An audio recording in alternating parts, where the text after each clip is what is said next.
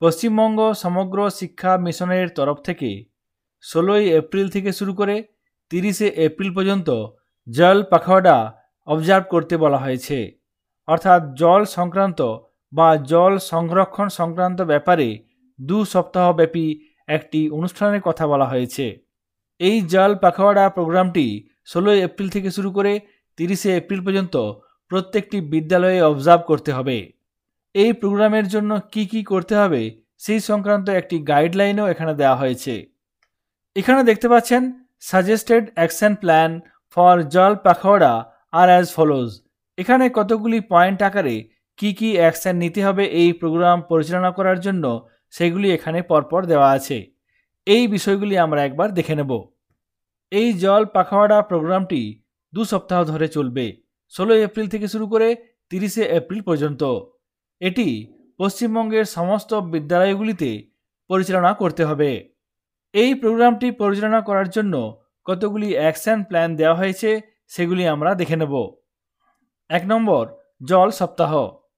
বিদ্যালয়ের প্রত্যেক দিনের অ্যাসেম্বলিতে জল সংরক্ষণ সংক্রান্ত ব্যাপারে ছাত্রছাত্রী, শিক্ষক শিক্ষিকা এবং অন্যান্য স্টাফরা জল সংরক্ষণ সংক্রান্ত ব্যাপারে শপথ নেবেন। 2 নম্বরে, ওয়াটার কনজারভেশন এডুকেশন। জল সংরক্ষণ সংক্রান্ত ব্যাপারে স্টুডেন্টসদের উপযুক্ত শিক্ষা দিতে হবে। জল কিভাবে সংরক্ষণ করতে হবে, যে সমস্ত ওয়াটার বডি আছে যেখান থেকে আমরা পানীয় জল বা ব্যবহারযোগ্য জল পাই সেগুলি কিভাবে প্রোটেক্ট করতে হবে এবং প্রত্যেক দিন কমপক্ষে 1 লিটার জল কিভাবে সংরক্ষণ করা যায় এই বিষয়ে ছাত্রছাত্রীদের শিক্ষা দিতে হবে। 3 নম্বর, জল সংরক্ষণ সংক্রান্ত ব্যাপারে ম্যানেজিং কমিটি বা প্যারেন্ট টিচার মিটিংয়ের আয়োজন করতে হবে। 4 নম্বর হচ্ছে কম্পিটিশন অ্যান্ড ক্যাম্পেইনস।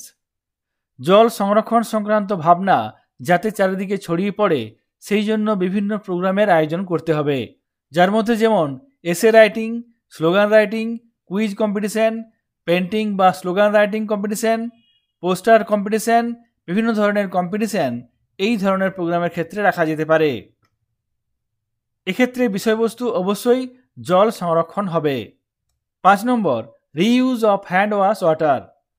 হাত ধোয়ার সময় আমরা যেই জল ব্যবহার করি সেই জল নষ্ট হয়ে যায়, সেই জল যাতে আমরা পুনরায় ব্যবহার করতে পারি, বিশেষ করে পাশের গার্ডেন বা বাগানে এই জল ব্যবহার করা যায় সেই বিষয় সংক্রান্ত আলোচনা করতে হবে। 6 নম্বরে, অ্যাওয়ারনেস মেসেজ। জল সংরক্ষণ সংক্রান্ত ব্যাপারে বিভিন্ন ধরনের বার্তা, ছবি সোশ্যাল মিডিয়াতে পোস্ট করতে হবে। 7 নম্বর, স্ট্যাটাস রিভিউ। ছাত্রছাত্রীদের নিয়ে বিদ্যালয়ের সমস্ত পাইপলাইন চেক করে দেখতে হবে ঠিকঠাক আছে কিনা। 8 নম্বর, ডিজিটাল ক্যাম্পেইনস। জল সংরক্ষণের বার্তা চারিদিকে ছড়িয়ে দেওয়ার জন্য বিভিন্ন ধরনের ব্যানার বানাতে হবে এবং সেগুলি বিভিন্ন মিডিয়াতে পোস্ট করতে হবে। Hygiene education. জলের মাধ্যমে জলবাহিত যে সমস্ত রোগগুলি হয়ে থাকে সেগুলি সম্বন্ধে ছাত্রছাত্রীদের সচেতন করতে হবে। 10 নম্বর, অডিও ভিজুয়াল প্রোগ্রাম।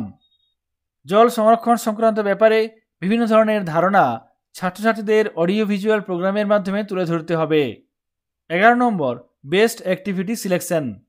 16 এপ্রিল থেকে শুরু করে 30শে এপ্রিল পর্যন্ত যে সমস্ত অনুষ্ঠানগুলি হবে সেগুলির ছবি তুলতে হবে।